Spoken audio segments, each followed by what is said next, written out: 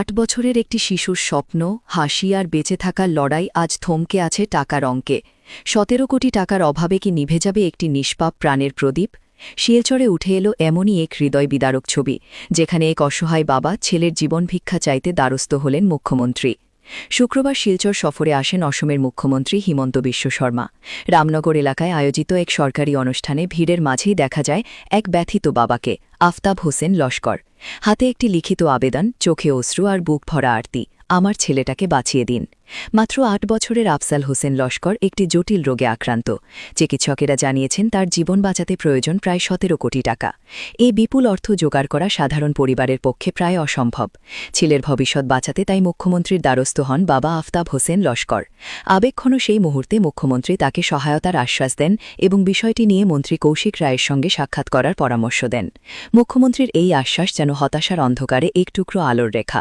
অসহায় বাবার চোখে তখন ভেসে ওঠে নতুন আশার স্বপ্ন, হয়তো এবার বাঁচবে তার সন্তান, ফিরবে ছোট্ট আফজালের মুখে হাসি। আজ প্রশ্ন একটাই, ১৭ কোটি টাকার অভাবে কি থেমে যাবে একটি নিষ্পাপ প্রাণের স্পন্দন, নাকি সমাজ, সরকার এবং মানবিকতার হাত এক হয়ে ফিরিয়ে আনবে জীবনের আলো? আফজালের লড়াই এখন শুধু একটি পরিবারের নয়, এটি মানবিকতার লড়াই, সহমর্মিতার পরীক্ষা।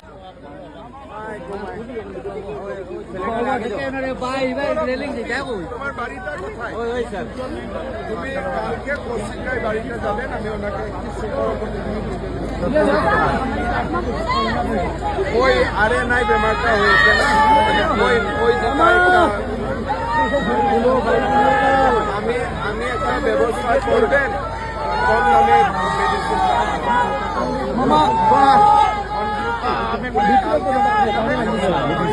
ভালো করি তুমি আমার তোমার নামটা কি? ও মামা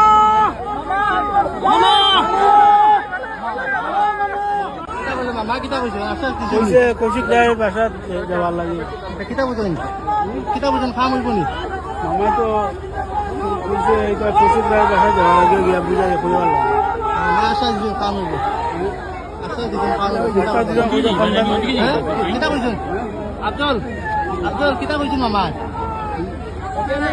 হেল্প করবানি মামা?